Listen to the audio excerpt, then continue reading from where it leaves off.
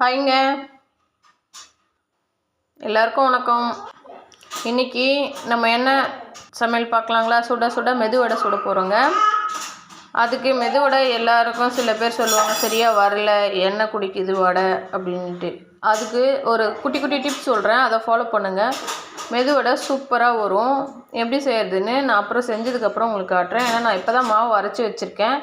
என்ன பக்குவத்தில் அரைக்கணும், எப்படி அரைக்கணும்னு நான் உங்களுக்கு சொல்கிறேன், அதை ஃபாலோ பண்ணுங்கள் ஃப்ரெண்ட்ஸ். உளுத்தம்பருப்பு கரெக்டாக அரை மணி நேரம், வெள்ளை உளுந்தாக இருந்தால் ஒரு அரை மணி நேரம், இல்லை கருப்பு உளுந்தாக இருந்தால் ஒரு 3 மணி நேரம் ஊற வச்சுக்கலாம். நான் இப்போது வெள்ளை உளுந்து எடுத்திருக்கேன். அது உடச்ச உளுந்தாக இருக்கலாம், இல்லை முழு உளுந்தாக இருக்கலாம். ஒரு அரை மணி நேரம்லேருந்து 30 மினிட்ஸ் இல்லை 40 மினிட்ஸ் வரையும் ஊற வச்சுக்கோங்க. உளுந்து ஊற வைக்கும்போது 1 ஸ்பூன் பச்சரிசியும் 1 ஸ்பூன் துவரம்பருப்பு அது போட்டு ஊற வச்சு நம்ம மாவு அரைச்சி சுடும்போது வடை வந்து ரொம்ப கிறிஸ்பியாக சாஃப்டாக. அது கூட கொத்தமல்லி, கருவேப்பிலை, மிளகு, வெங்காயம், கொஞ்சம் பெருங்காயத்தூள், உப்பு, நம்ம தேவையான அளவு சால்ட்டு போட்டு பிசைஞ்சு வச்சு நம்ம வடை சுட்டுக்கலாம். இதில் முக்கியமான டிப்ஸ் என்னென்னா, இந்த உளுத்தம்பருப்பு வந்து மினிமம் அரை மணி நேரம் ஊறிச்சேன்னா வடை உங்களுக்கு சூப்பராக வரும் ஃப்ரெண்ட்ஸ்.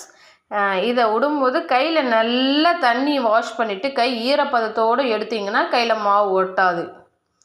இதுதான் ஃப்ரெண்ட்ஸ் இன்றைக்கி நம்ம வீடியோ டிப்ஸ். இதை ஃபாலோ பண்ணுங்கள். எல்லோரும் செஞ்சு பார்த்துட்டு எப்படி இருக்குன்னு கமெண்ட் செக்ஷனில் கமெண்ட் பண்ணுங்கள். Bye friends.